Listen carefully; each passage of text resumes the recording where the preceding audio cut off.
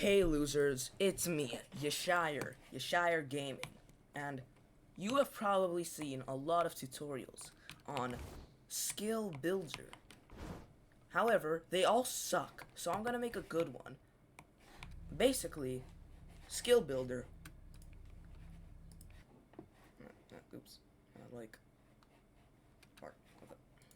Basically, Skill Builder is incredibly complicated. I'm not gonna sugarcoat it, but it's very cool to use and to get the hang of it. So, what you're gonna do to go into Skill Builder? I'm not sure if it's free. I think it is, but if you need Private Server Plus, then yeah, whatever. Anyways, go to click Character Creator, then Create, and then Collection, and make sure it's gonna be Move. This is important later.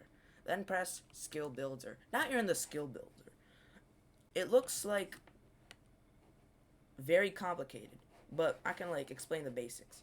Basically, this is the throughout of the move. You're gonna be able to mouse click through this along to figure out the stuff. Your scroll wheel can also scroll through this. If you're on mobile, fuck you. Anyways, these layers are different parts. First thing, let's make a very simple move. You punch them, and then they get flung. That's what we're gonna do. Alright? Basically, you're gonna need a very simple hitbox. Standard. One second.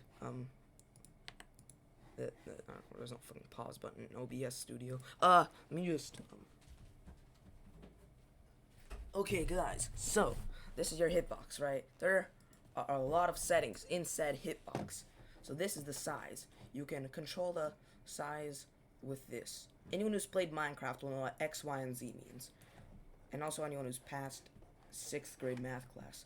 So, you move this shit, and the boxes at the end can also let you resize it. I only figured this out after a day. It's incredibly useful. Yeah.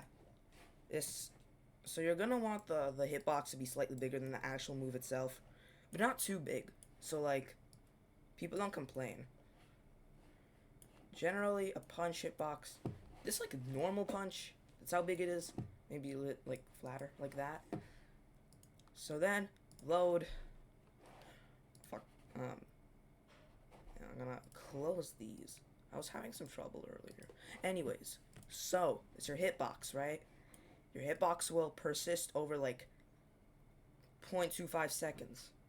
Now, for some reason, you can't make hitboxes last longer unless you have a grab hitbox. So there's a trick to do it, which I will cover in a later episode. Anyways, now load. Now we have a hitbox, right? Wait, I should probably customize it first. So then there's offset. Offset is just how far away it is. Now placement. Visible in game basically means you can see it when you're actually playing instead of just in the test mode. So, weld means that it's attached to your character. If you move forwards, the hitbox is going to move forwards. If its weld is not on and you have to use the punch move and then walk forwards, the hitbox is going to stay in this spot. Spawn on mouse, I think that's obvious. Stored value, I don't know, bro. Projectile makes a projectile. I've not tested any projectile moves. I eventually will, and make it in a later episode. Victim memory. Let's say you hit someone with this hitbox, and then there's a part 2 to the move. Victim memory is how long it remembers that you've hit them. Victim target means when the attack is used, it will go to the victim. This is an incredibly important thing. This means all victims will get targeted by it. Hit dead means hit dead people. By default, every hitbox, except for grab hitbox, I think, can hit people that are on the ground if it touches them. Ignore self means that you can't hit yourself. Ignore self is kind of useful sometimes. Loop means the hitbox triggers multiple times. I think that's pretty obvious too. Now movement. These are some pretty useful things. Now I will show off all the movements at a later episode too. These are just fully the basics. Damage. Now a lot of these things are inside of the hitbox. So for example, conditions. This bypass block. This means that even if you hit the back of them with the move, if they're blocking, it just doesn't hit them. Bypass counter, death counter, and invincibility frames. There's a lot of different kinds of invincibility frames, but this really only accounts for the main ones. Unless you're looking at the advanced stuff, which we're not going to do. Anyways, on hit, this is how much damage you do. You have no idea what this means. This means that they get like flinched. This is how far they get pushed away. This is not ragdoll. Use look direction. I don't know what that means. Launch is how far in what like way they get launched. So if I put Y, they go up. That's still not ragdolling, by the way. That's different. R is the reset button. Also, if you're wondering what this N button means, N is like a slider, and then T is you can put in numbers. Now this is what ragdoll actually is.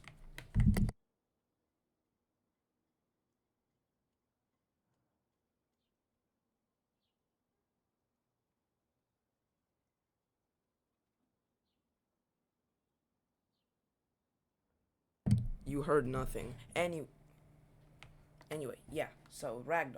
This is how long they get ragdolled if they get hit by the move. Let's set it to round 2. Yeah, it's not exactly smooth. If you want to make them fly away nicely, you'll have to edit these settings. So Z, if you put Z this way, it makes them move forwards. And if you put them for a ragdoll, you have a, what the fuck was that? This way, yeah. Then they get hit that way. So we're gonna keep it like this. So damage, let's set it to 20. Yeah, there. This makes it so that if the hitbox hits a tree, trash can, I don't want to burn those actually. I think that means if it kills them, they get set on fire, like a bunch of the finishers in the game. On miss, mainly just end lag stuff. Let's say we miss this, we can't move for a bit. This is for balancing purposes. I know you guys aren't going to use this. Don't interrupt means I actually don't know. Now, look, branches, they are incredibly, and I mean incredibly important. They're like, let's say you make literally anything. Let's say you make a move that if the first hit lands and it does the second hit, then you put a branch. However, that's going to be in part 2. It's not too complicated, but it's incredibly important. So I'm not going to be explaining it, obviously. Now, stun is also important. So, let's say it's a 2-part move. You hit them with the first part, then you have to put the stun block in so that they don't move while the second part's happening. Stun, while they're in stun, you can't block, you can't counter, you can't walk. You're just a sit-in duck. So, now that we have this, you have to have the good parts, right? The animations. Now, you can use all the animations in the game, and you can also create one. I don't know how this works, don't ask me. So, we're just gonna grab normal punch, like, duh. And we want to probably line up the actual thing with the animation. So like, the punch part.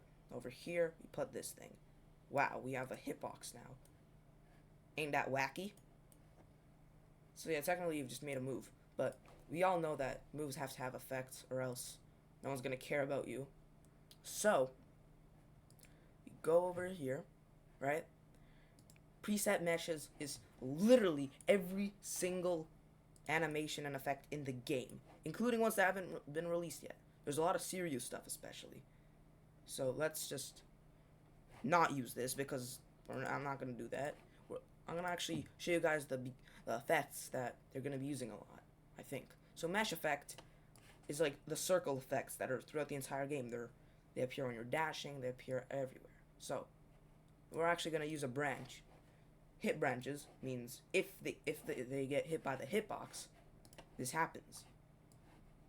So let's put that in there. So mesh effect is like a little circle thingy, right?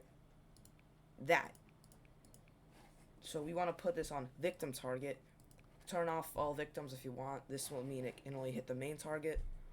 And rings means like there's gonna be a burst of lines outside, I think. I don't know. Oh no, that's sphere. Yeah, I know this doesn't really make sense. I don't know how Black Flash works. I'll make an entire like thing about advanced later. So let's check it out. See, you guys just made your own very simple move. Like and subscribe, and leave a comment if you want to see more of these. So now you can save it. Oh yeah, one last thing. Here is kind of important.